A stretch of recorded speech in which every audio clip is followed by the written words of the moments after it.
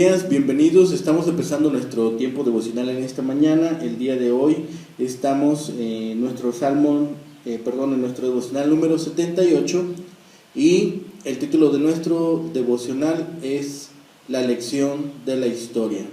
La lección de la historia, y nuestro texto en esta mañana es el Salmo número 78, que es la porción que vamos a estar utilizando para nuestro tiempo devocional en esta mañana. Vamos a hacer la lectura del Salmo 78.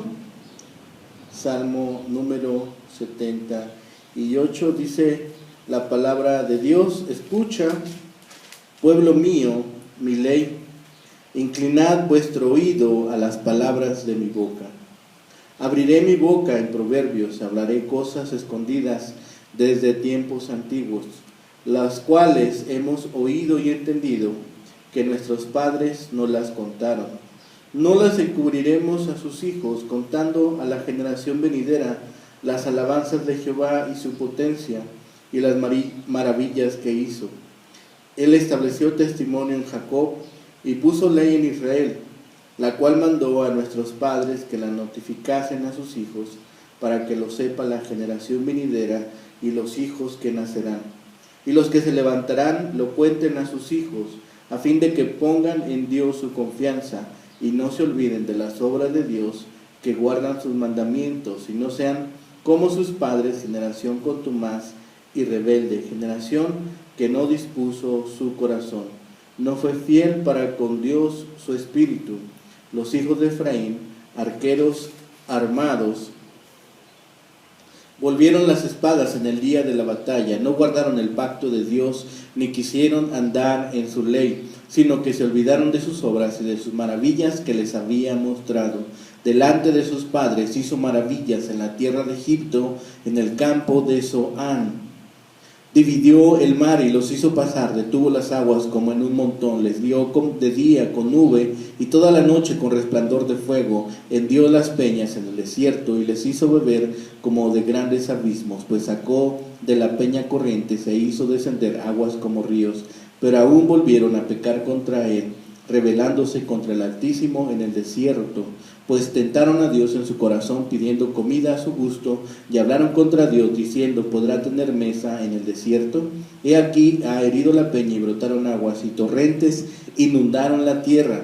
¿Podrá dar también pan? Dispondrá carne para su pueblo. Por tanto oyó Jehová y se indignó, se encendió el fuego contra Jacob, y el furor subió también contra Israel, por cuanto no habían creído a Dios ni habían confiado en su salvación. Sin embargo mandó a las nubes de arriba y abrió las puertas de los cielos, e hizo llover sobre ellos maná para que comiesen, y les dio trigo de los cielos. Pan de nobles comió el hombre, les envió comida hasta saciarles, movió el solano en el cielo, y trajo con su poder el viento sur, e hizo llover sobre ellos carnes como polvo, como arena del mar, aves que vuelan. Las hizo caer en medio del campamento, alrededor de sus tiendas. Comieron y se saciaron, y les cumplió pues su deseo. No habían quitado de sí su anhelo, aún estaba la comida en su boca, cuando vino sobre ellos el furor de Dios, e hizo morir a los más robustos de ellos, y derribó a los escogidos de Israel.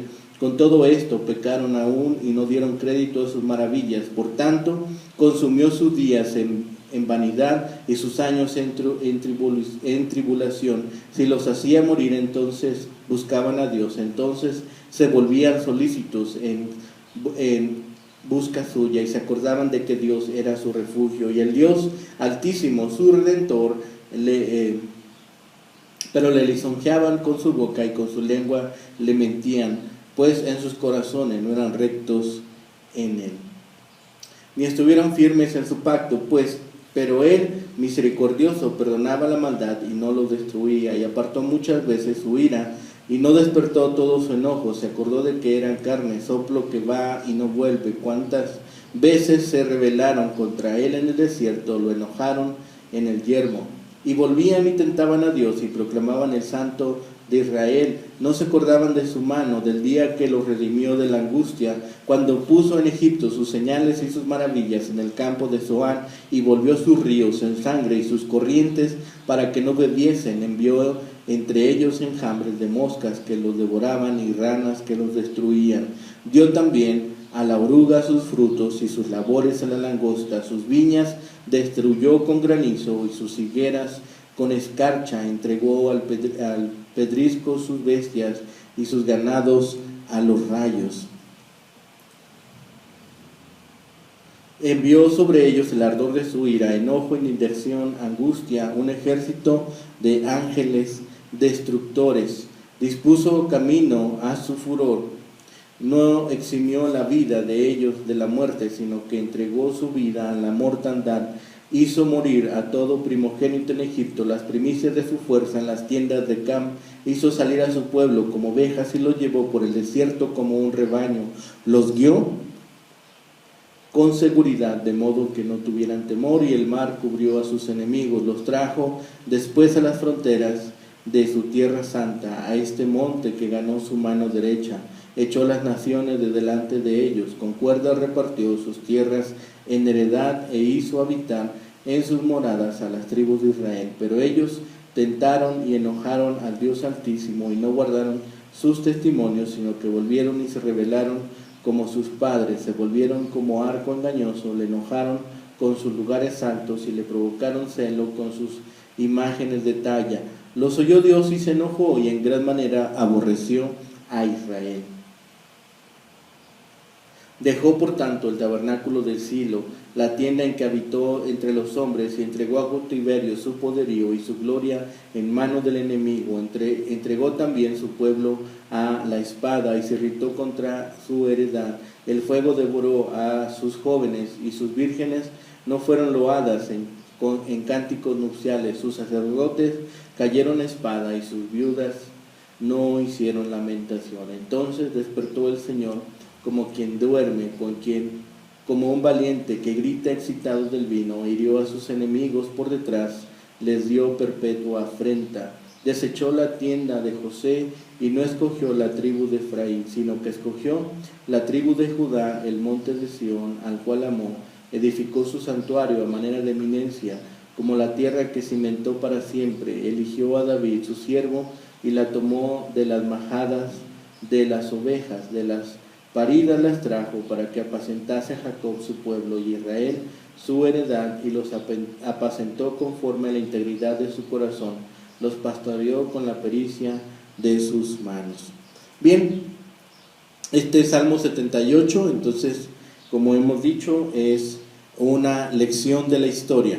Es un salmo de sabiduría que relata la historia de Israel en una dramática alternación poética entre exposiciones de la fidelidad de Dios hacia su pueblo y de los periodos de tosudez, premeditación y rebelión de ellos contra Dios mismo. Solo el Salmo 119 es más largo que este. Con su gran dominio de las Escrituras, Asaf expresa un intenso deseo de que la actual generación no repita los errores de tantas generaciones pasadas. La estructura del poema nos muestra las lecciones pasadas de la obra de Dios en la historia de Israel, la exhortación para que cada generación instruya a la siguiente, la rebelión que vemos en cada una de las tribus, como la de Efraín, la maravillosa salvación de Israel por Dios en el Éxodo, las demandas del pueblo, la ira de Dios contra el pueblo desagradecido, el juicio de Dios por medio de la codorniz, la continua incredulidad del pueblo, el recuerdo del pueblo del verdadero carácter de Dios y el recuerdo de Dios de la debilidad del pueblo, la fidelidad de Dios y las faltas constantes del pueblo. En fin, son muchos temas en cuanto a la historia de Israel que están retratadas en este salmo. El salmo presenta la historia de Israel como una parábola para vivir sabiamente. El sabio mira a la historia de Israel para advertir a la comunidad del pacto, a que no sea, como sus padres, incrédulos y rebeldes, que olvidaron los grandes hechos de Dios y así sufrieron el castigo divino. Por el contrario, debían ser como sus padres espirituales y así participar en su reino eterno.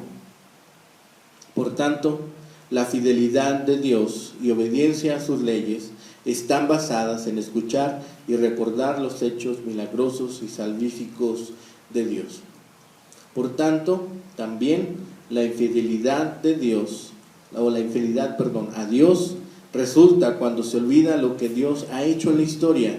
El poema consiste de una introducción presentando al autor como un sabio y el tema que los padres espirituales transmitieron a él por medio de los hechos salvíficos de Dios y sus leyes, para que las generaciones sucesivas pudieran también confiar en Dios y obedecerle. Es una lección de historia, es uno de los más largos salmos históricos y comprende desde la época del Éxodo hasta el tiempo de David. El salmo en sí tiene un propósito práctico, el de advertir a cada persona en contra de los pecados pasados que vivieron como pueblo de Israel. También tiene un propósito de conseguir la unidad nacional en cuanto a la autoridad en Jerusalén y la casa de David, un objeto de difícil realización debido a las rivalidades que había entre las tribus.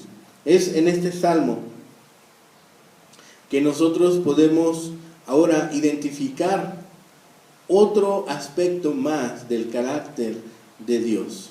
Es en este salmo donde vemos que también el poema manifiesta un rechazo del reino del norte hacia el sur. El salmo nos muestra esta rivalidad aún entre las tribus, aún entre los hermanos, y es lo que nos muestra que aún en la casa de Dios puede haber entre sus miembros sí desacuerdos, pero lo importante es que se lleguen a resolución, que se trate de llevar a una resolución cada una de las cosas que están viviendo. Vamos a observar pues en los primeros 11 versículos la primera sección del Salmo como una introducción que pone en contexto las enseñanzas que van a destacar en el recuento de la historia nacional. ¿Sí? Es una especie de enseñanza corta. Dice en los primeros versículos: escucha, pueblo mío, mi ley, inclinad vuestro oído a las palabras de mi boca, abriré mi boca en proverbios, hablaré cosas escondidas desde tiempos antiguos, las cuales hemos oído y entendido que nuestros padres no las contaron. ¿Sí?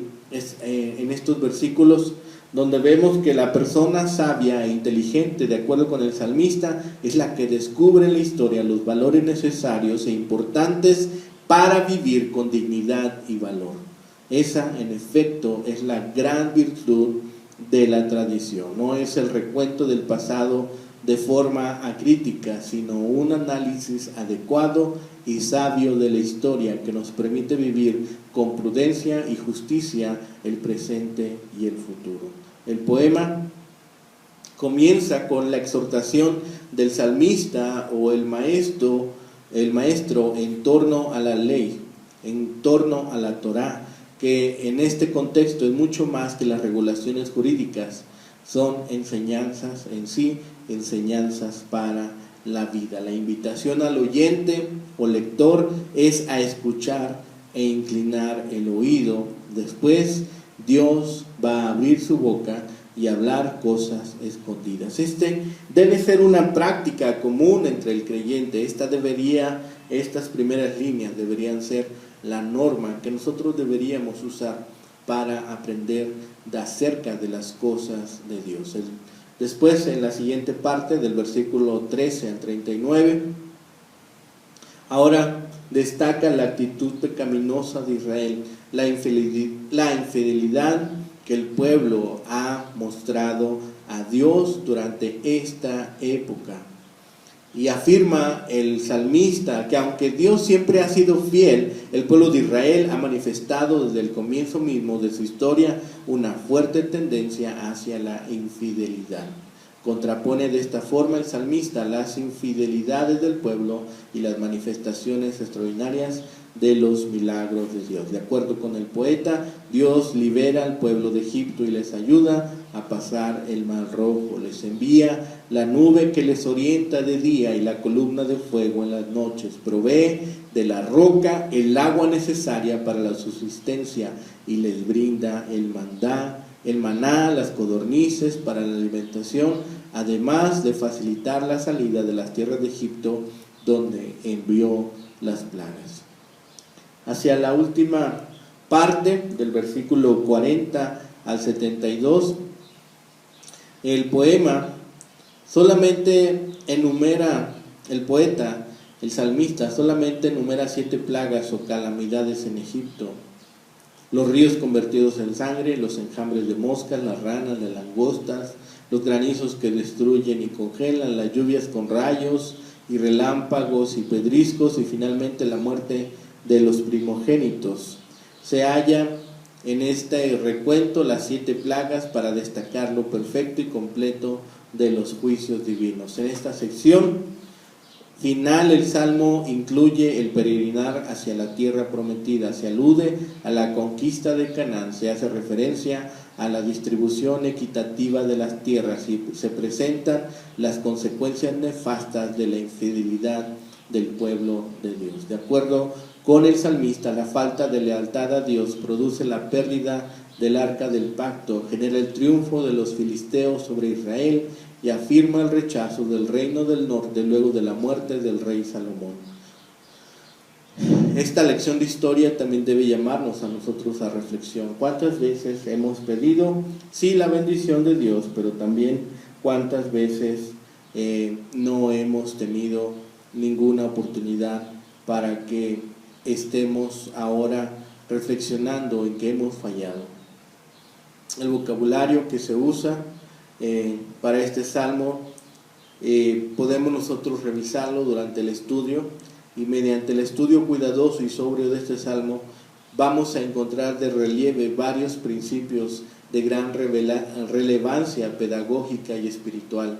En primer lugar, se revela la importancia que tiene la tradición y la educación en los pueblos y en las comunidades de fe. El poema presupone un ambiente educativo que transforma, en el cual se repasa la historia no como un acto de entretenimiento superficial, sino como un fundamento de vida, como maestra de la existencia. La tradición, lejos de ser un lastre histórico que debe rechazarse, es un instrumento vital para preservar la identidad y afirmar la salud mental y espiritual. Y la historia, estudiada desde esta perspectiva analítica, se convierte en fuente de sabiduría, pues nos permite vivir con prudencia y sabiduría al evitar errores pasados y afirmar acciones que se relacionan con la voluntad de Dios. Entonces, en este salmo vemos la mano de Dios en la historia, vemos el desarrollo, el propósito de la historia, que es recordarnos justamente las acciones de Dios, las rebeldías en las cuales algunos de los pueblos, de las naciones de las tribus que conformaban Israel fueron rebeldes, las rebeliones que podemos tener aún cuando estamos pasando por alguna problemática, y las enseñanzas que deja acerca de los pueblos, o en este caso de cómo el pueblo, al ser rebelde, también forma parte del juicio de Dios. El propósito de Dios se cumple siempre en todo momento de la historia. Ya hemos hablado antes de este tema, que Dios es el Dios de la historia. Él sabe cuándo han de pasar cada uno de los eventos y cuál es la forma en la cual han de desarrollarse finalmente todas las cosas. Se hace aquí este recuento de la historia, y debe ser importante para nosotros, porque también nosotros en algún momento podemos estar siendo rebeldes.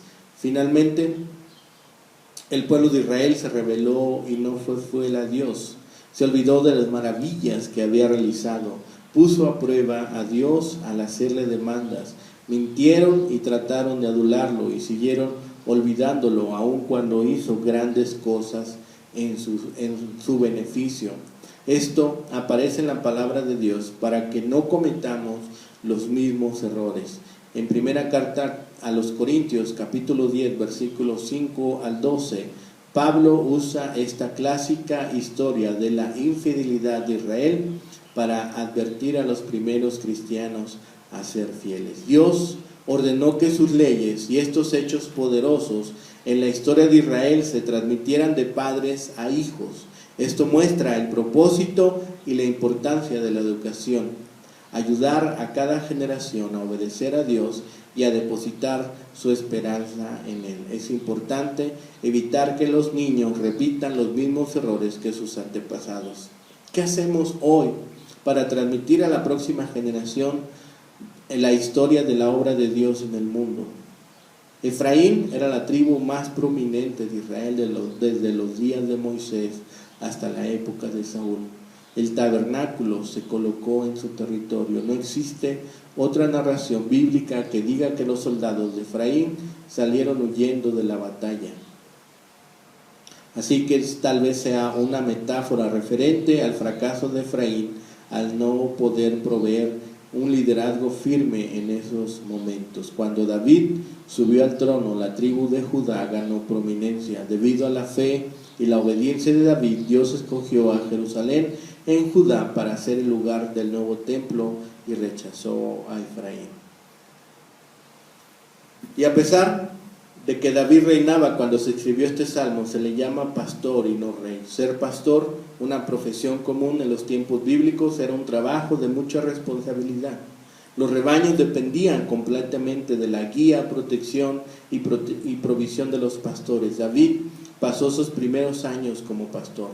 Esto fue una especie de preparación para las responsabilidades futuras que Dios le tenía preparadas. Cuando estuvo listo, Dios lo sacó de cuidar ovejas para cuidar a Israel, el pueblo de Dios. No tome a la ligera ni con insensatez cada situación de su vida hoy en día.